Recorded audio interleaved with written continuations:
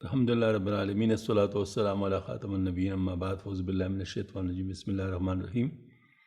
معزز خواتین و حضرات، فرض عین علم کی تعلیم شروع ہو چکی ہے اور اس میں نماز کے مسائل بیان کیے جا رہے ہیں، اور نماز کے مسائل میں جو ابھی ارکان ہیں ان کی بات ہو رہی ہے، جس میں قرآن پاک کی تلاوت یعنی قرأت اس کے بارے میں مسائل چل رہے ہیں۔ قرآن مجید کو الٹا پڑھنا، یعنی ایک رکعت میں ایک سورت کا پڑھنا اور دوسری رکعت میں سے پہلے کی کوئی سورت پڑھنا۔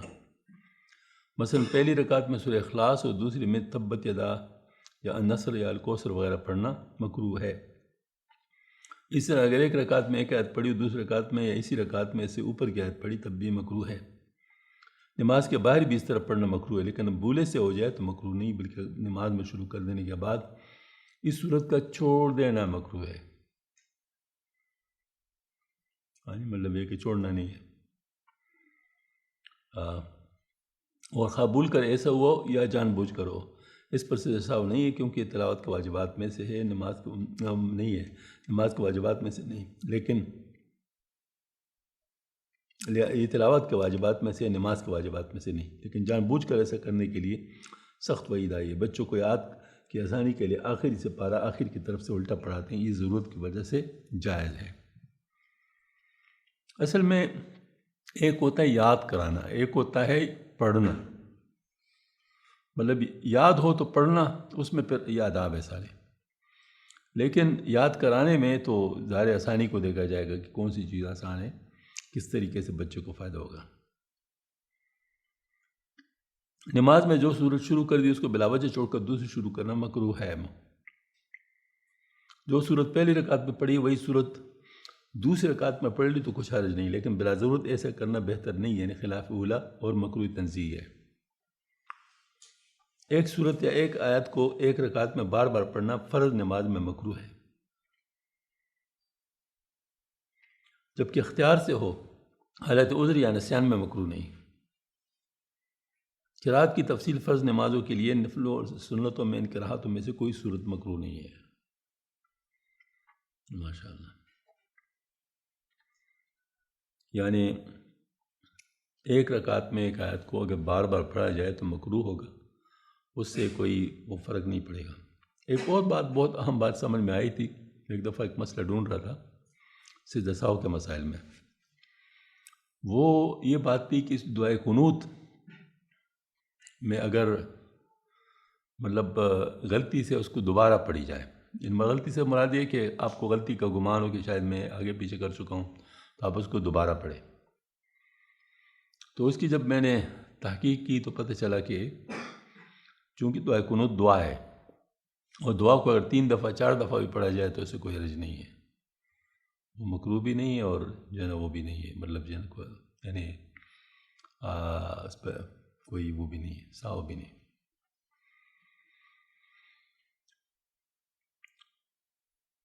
ایک صورت یا ایک آیت کو ایک رکعت میں بار بار پڑھنا فرض نماز میں مکروہ ہے، جبکہ اختیار میں اسے ہو، حالت عذر یا نسیان میں مکروہ نہیں۔ قرأت کی تفصیل فرض نمازوں کے لیے نفل اور سنتوں میں قرأت سے کوئی صورت مکروہ نہیں۔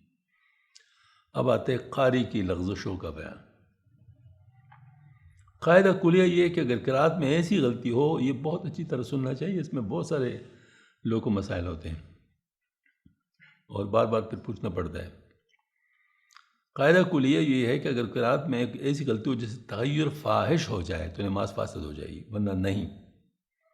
تغیر قرأت کی چند مشہور اقسام احکام یہ ہیں: ایک کلمہ کو، ایک حرف کو دوسرے کلمہ کے حرف سے ملا دینا، جیسے ایاک نعبد کو ایاک نعبد پڑھا تو صحیح ہے کہ نماز فاسد نہیں ہوگی، پڑھا تو صحیح یہ ہے کہ نماز فاسد نہیں ہوگی۔ مثلا ایاک نعبد تو ایا کو علیحدہ کر دیا، نعبد کو اس کے ساتھ ملا دیا، ہوتا ہے نا، مطلب ہو سکتا ہے، تو فرمایا کہ اس کوئی بات نہیں، مطلب نماز فاسد نہیں ہوئی۔ ایک حرف کو دوسرے حرف سے بدل دینا، اگر معنی نہ بدلے، مثلا ان المسلمین کو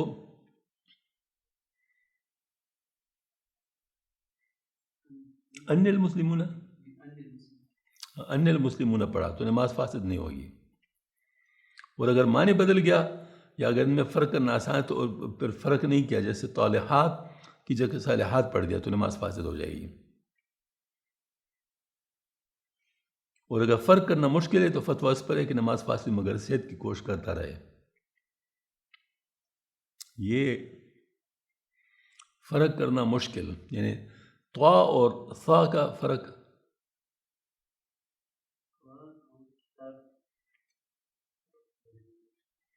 نہیں، صالحات ہے نا، جیسے صالحات کی جگہ طالحات کی جگہ صالحات پڑھا تو نماز فاسد ہو جائے گی.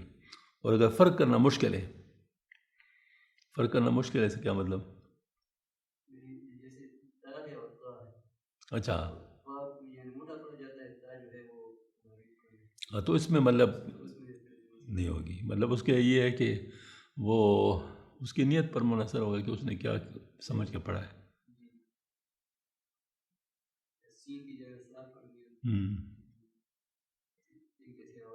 ہاں، مطلب یہ ہے کہ وہ اجمیوں کے لیے اس میں گنجائش ہے، اجمیوں کے لیے گنجائش.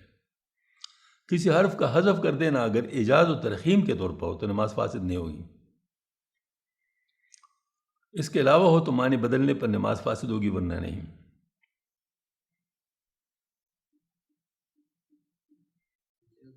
مثال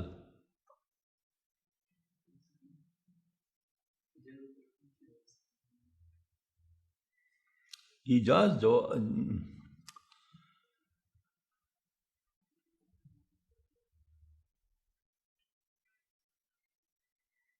یہ کوئی قاری بتا سکتا ہے؟ ایک منٹ میں معلوم کر لیتا ہوں.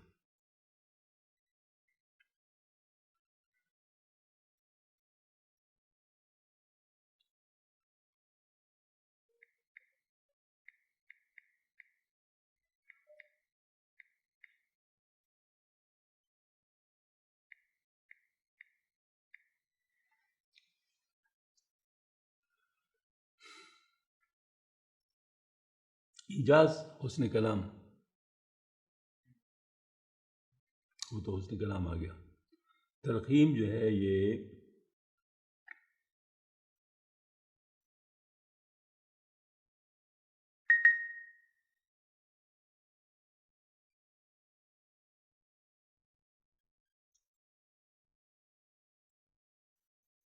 میرے خیال میں اعجاز ترخیم سے مراد یہی ہے کہ اس کو آپ مختصر انداز میں بہتر طریقے سے اس کو کر لیں، یعنی اختصار بھی کر لے لیکن اس سے جو ہے نا کچھ یعنی مختصر فصیح لفظوں میں اس طرح ادا کر دینا کہ نہ ضرورت سے کم ہو نہ زیادہ، کلام کی خوبیوں میں آتا ہے.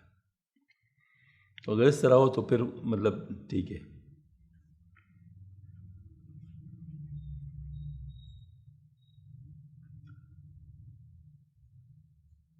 ہاں، کسی حرف کا حذف کر دینا اگر ایجاز ترخیم کے طور پر نماز فاسد، اس کے علاوہ ہو تو معنی بدلنے پر نماز فاسد ہوگی ورنہ نہیں. کسی ایک یا زیادہ حرف کی زیادتی سے اگر معنی بدل جائے تو نماز فاسد ہوگی ورنہ نہیں.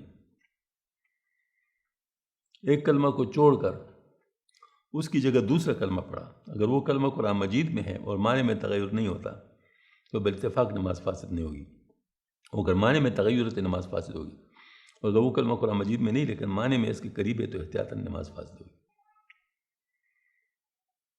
قرآن مجید میں نہ ہونے تو بندے وہ کوئی اور کلام ہو گیا نا، وہ تو قرأت میں پھر نہیں آئے گا نا. ایک کلمہ کو چھوڑ گیا اور اس کے بدلے میں کوئی کلمہ نہیں پڑھا تو اگر معنی نہیں بدلا تو نماز فاسد نہیں ہوگی، معنی بدل گیا تو نماز فاسد. اس کا مطلب ہے ان تمام چیزوں میں زور اس پر ہے کہ اگر معنی بدل جاتا ہے تو پھر فاسد ہوگی، اگر معنی نہیں بدلا تو پھر نماز فاسد نہیں ہوگی. کوئی کلمہ زیادہ کرنا اور وہ کسی کلمے کے عوض میں بھی نہ ہو، بس اگر معنی بدل جائے تو نماز فاسد ہوگی ورنہ نہیں. حرف یا کلمے کا تکرار، بس اگر حرف کی زیادتی ہوگی تو نماز فاسد ہو جائے گی، اور کلمے کی زیادتی ہوگی تو معنی بدل جانے پر نماز فاسد ہو جائے گی ورنہ نہیں. اگر کلمہ بے ساختہ دوبارہ نکل گیا یا مخرج کی صحیح ادا کرنے کے لیے کلمے کو دوبارہ کہا یا کوئی بھی ارادہ نہیں کیا تو نماز فاسد نہ ہوگی.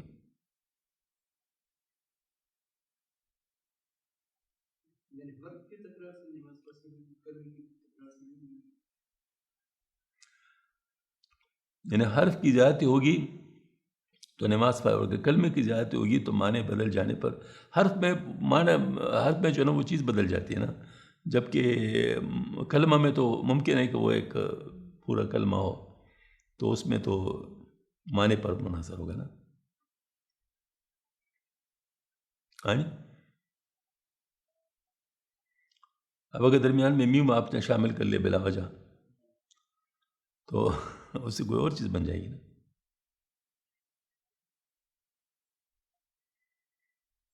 کلمہ یا حروف کی تقدیم و تاخیر سے اگر معنی نہ بدلے تو نماز فاسد نہیں ہوگی، اگر معنی بدل گیا تو نماز فاسد ہو جائے گی۔ اس پر ہمیں کچھ کام کرنا پڑے گا، اس کی مثالیں دینے پڑیں گی، بغیر مثالوں کے سمجھ نہیں آئے گی۔ ایک آیت کو دوسری جگہ پڑھ دینا، اگر آیت میں پورا وقف کر کے دوسری آیت پوری یا تھوڑی سی پڑھی تو نماز فاسد نہیں ہوگی، اور وقف نہیں کیا بلکہ ملا دیا تو ہمارے بدل جانے کی صورت میں نماز فاسد ہوگی، ورنہ نہیں۔ بے موقع وقف و وصل یا ابتدا کرنا عموماً بلوہ کی وجہ سے فتوی سے پرے کی صورت میں نماز فاسد نہیں ہوگی۔ وہ واقعی یہ چیزیں چونکہ زیادہ باریک ہے اور عجمی اس میں بے اختیار مبتلا ہوتے ہیں، تو اس کے لیے وہ میرے حال میں آسانی دی ہے۔ اعراب و حرکات میں غلطی کرنا، یہ بڑی بات ہے۔ متقدمین کے نزدیک معنی میں بہت تغیر ہو تو نماز فاسد ہو جائے گی، ورنہ نہیں۔ اس میں احتیاط زائد ہے، اور ایسی نماز کو لوٹا لینا ہی بہتر ہے۔ اگرچہ متاخرین کے نزدیک کی صورت میں بھی نماز فاسد نہیں ہوگی، اور عموم بلوہ کی وجہ سے اسی پر فتویٰ ہے۔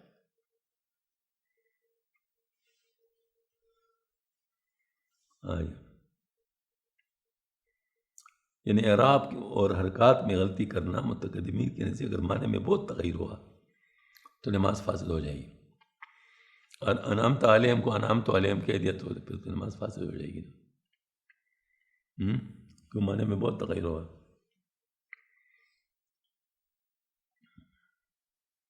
تشدید کی جگہ تخفیف اور تخفیف کی جگہ تشدید کرنا، یا مد کی جگہ قصر اور قصر کی جگہ مد کرنا، اس میں بھی اعراب کی طرح عموم بلوہ کی وجہ سے فتویٰ اسی پر ہے کہ نماز فاسد نہیں ہوگی۔ ادغام کو اس موقع سے چھوڑ دینا جہاں اس کا موقع نہیں، وہاں ادغام کرنا، اس میں بھی اگر نماز فاسد نہیں ہوگی۔ بے موقع امالہ یا اخفاء یا اظہار یا غنہ وغیرہ کرنے، یہ تو اصل میں وہ چیز ہے نا، یعنی جلی نہیں ہے نا، خفی ہے۔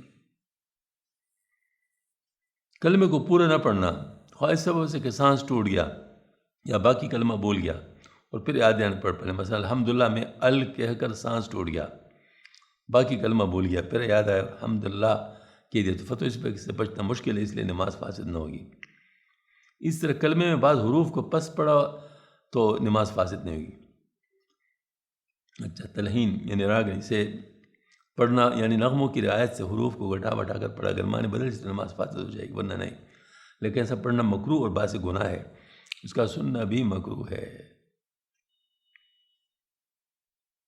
یہ ہمارے ہاں تو اس کا بہت زیادہ استعمال ہوتا ہے، مطلب جو عالم امام نہیں ہوتے نا وہ تو راگنی لاپتے ہیں۔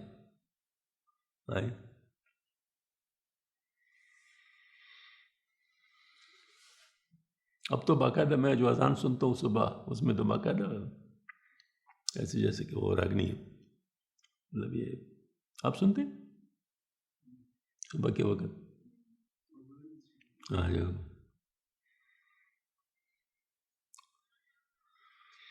اللہ تعالیٰ کے ناموں میں تانیث داخل کرنا، یعنی بعض کے نزدیک اس سے نماز فاسد ہوئی، بعض کے نزدیک فاسد نہیں ہوگی۔ فائدہ، اگر کسی نے قرأت میں کلی ہوئی غلطی کی پھر لوٹا کر صحیح پڑھ لیا تو اس کی نماز جائز و درست ہے۔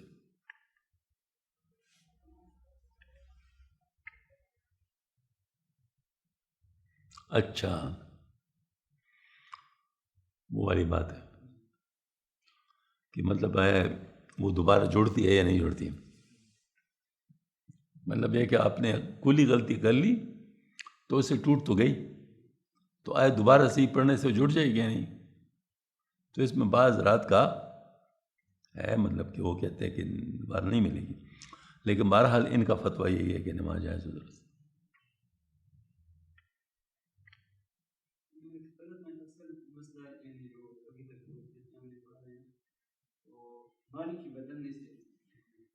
زیادہ مسئلہ ہوتا ہے، معنی کے بدلنے سے ہی زیادہ مسئلہ ہوتا ہے، اور معنوں کو جاننا دے تو ہر ایک کا کام نہیں ہے۔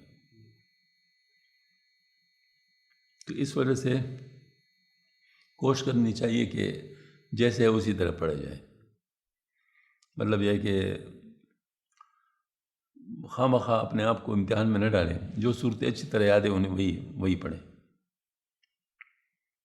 پریشانی کا باعث ہو جائے گی۔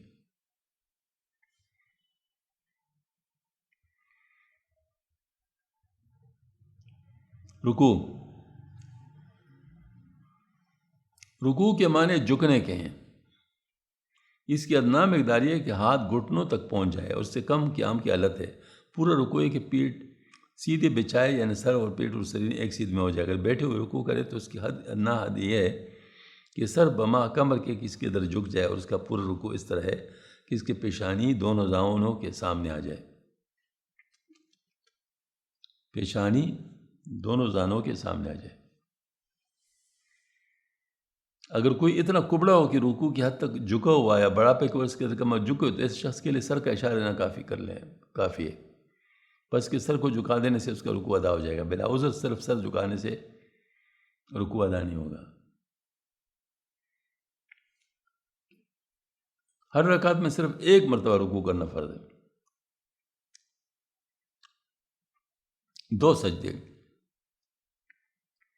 زمین پر پیشانی رکھنے کو سجدہ کہتے ہیں۔ ہر رکعت میں 2 مرتبہ سجدہ کرنے کا فرض ہے۔ بلا عذر صرف پیشانی پر سجدہ کیا تو جائز ہے مگر مکروہ ہے، اور بلا عذر صرف ناک پر سجدہ کیا تو سجدہ ادا نہ ہوگا، عذر کے ساتھ تب جائز ہے جبکہ ناک کا سخت حصہ زمین پر ٹک جائے، ورنہ جائز نہیں۔ ناک کا سخت حصہ یعنی صرف یہ نہیں ہاں جی، چپک جائے نا اس طرح، یہ سخت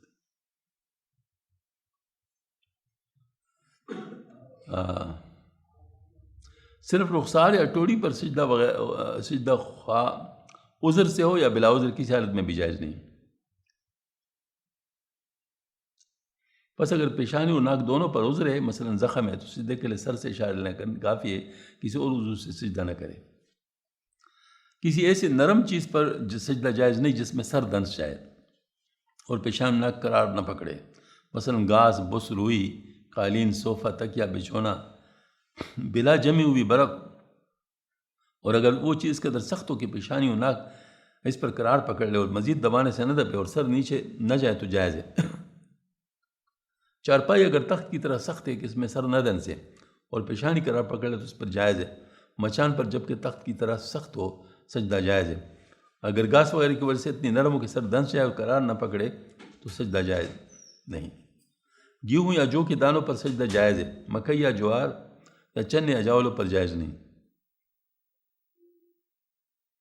یعنی وہ سخت ہوتے، مطلب اس میں مزید آدمی نہیں جاتا، کیونکہ یہ پسل کر پیشانی کو جمنے نہیں دیتے۔ اگر یہ اناج تیل وغیرہ میں کس کر بھرے ہوں تو ان پر سجدہ جائز ہے۔ بیل گاڑی یا یکا وغیرہ جانور کے کندھے پر نہ ہو تو سجدہ جائز ہے، اور اس کا جوا یا بم، بلن اور گھوڑے وغیرہ پر ہے تو سجدہ جائز نہیں۔ اگر کسی نے ہجوم وغیرہ میں عذر کی وجہ سے کسی دوسرے آدمی کے پیٹھ پر سجدہ کیا تو اس کا سجدہ جائز صحیح ہونے کے لیے 6 شرطیں ہیں۔ واہ۔ نمبر 1، دونوں نماز میں ہو، دونوں نماز میں ہو، یعنی جس کی پیٹھ پر سجدہ کر رہے وہ بھی نماز میں ہو۔ نمبر 2، دونوں ایک ہی نماز جماعت سے پڑھ رہے ہوں۔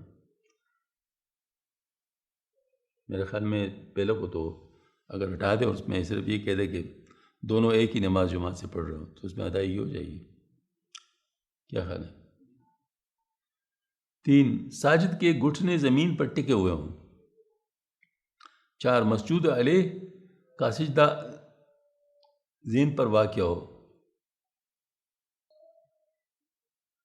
یہ کیا ہے مسجود علیہ کا سجدہ؟ مسجود علیہ جس پر سجدہ کیا ہے، ہاں زمین پر، یہ میم مسنگ ہے، زمین پر واقع ہو۔ مسجود علیہ، یہ نوٹ کر لیں، مسجود علیہ کا سجدہ زمین پر واقع ہو، مطلب وہ پہلے سجدے پہ ہو، نمبر 5 ساجد کا سجدہ مسجود علیہ کی پیٹھ پر ہو، کسی اور عضو پر نہ ہو، پیٹھ پر ہو۔ نمبر 6 ہجوم وغیرہ کی وجہ سے سجدے کی جگہ نہ ہو، پس اگر ان میں سے کوئی ایک شرط بھی مفقود ہو، مثلا دونوں الگ الگ نماز پڑھ رہے ہو یا دوسرے آدمی نماز میں نہ ہو یا کوئی عذر نہ ہو، تو دوسرے آدمی کے پیٹھ پر سجدہ جائز نہیں ہوگا۔ نمبر 7 صافہ کی بیچ یعنی پگڑی کے بیچ پر پیچ پر عذر کے بغیر سجدہ کرنا درست ہے، جبکہ پیچ پیشانی پر ہو، ہاں، اور زمین پر خوب جم جائے، مگر مکروہ تنزیہ ہے، اور پیشانی زمین پر نہیں جمی یا سر کے کسی حصے پر سجدہ کیا تو جائز نہیں۔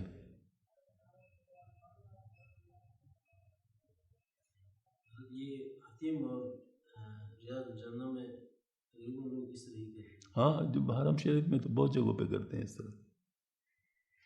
حتیم کا تو اسپیشل کیس ہے، وہاں تو لوگ نفل پڑھتے ہیں نا، فرض تو نہیں پڑھ سکتے۔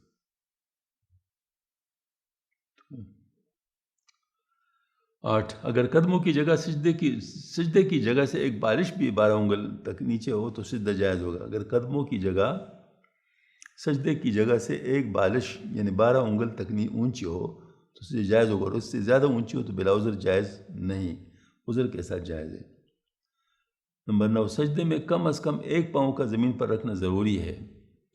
اگر سجدہ کا اور دونوں پاؤں زمین پر نہ رکھے ہو تو سجدہ جائز نہیں، اور اگر ایک پاؤں رکھا تو عذر کے ساتھ بلا قرات جائز ہے، اور بلا عذر قرات کے ساتھ جائز ہے۔ پاؤں کا رکھنا یعنی عذر کے ساتھ بلا قرات جائز ہے، اور بلا عذر قرات کے ساتھ جائز ہے۔ پاؤں کا رکھنا انگلی کے رکھنے سے اگرچہ ایک کی انگلی ہو۔ نمبر 10 سوتے ہوئے سجدہ کیا تو جائز نہیں، اس کا اعادہ کرے۔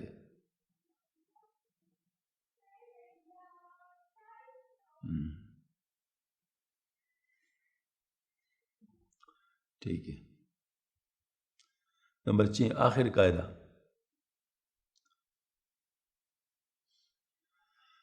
نمبر 1 نماز کی رکعتیں پوری کرنے کے بعد بیٹھنے کو قاعدہ اخیرہ کہتے ہیں۔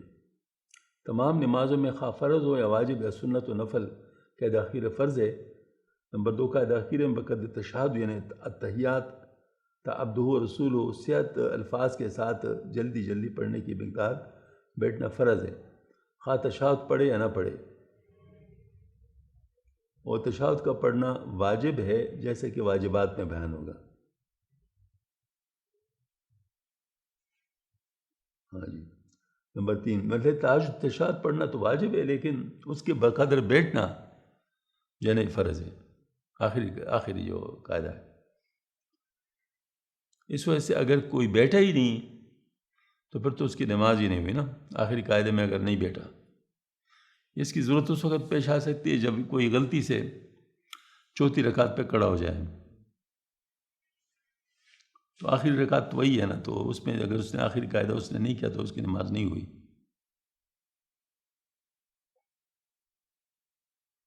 جب یہ والی فرض نماز جب ہوتی ہے نا، اور اس میں جو ہے نا وہ تراویح میں بھی یہ مسئلہ پیش آ جاتا ہے، کیونکہ تراویح میں دو کر کے ہوتے ہیں نا۔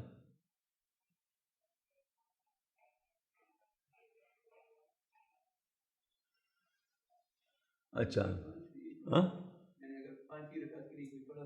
ہاں، تو فوراً بیٹھنا چاہیے، لقمہ دے دے اور فوراً بیٹھ جائے، اور اگر تاخیر ہو گیا ہو تو پھر اس میں وہ کرے، یعنی اگر اتنا کھڑا ہو گیا ہو نا آدھے سے زیادہ تو پھر سے صاف کر لے۔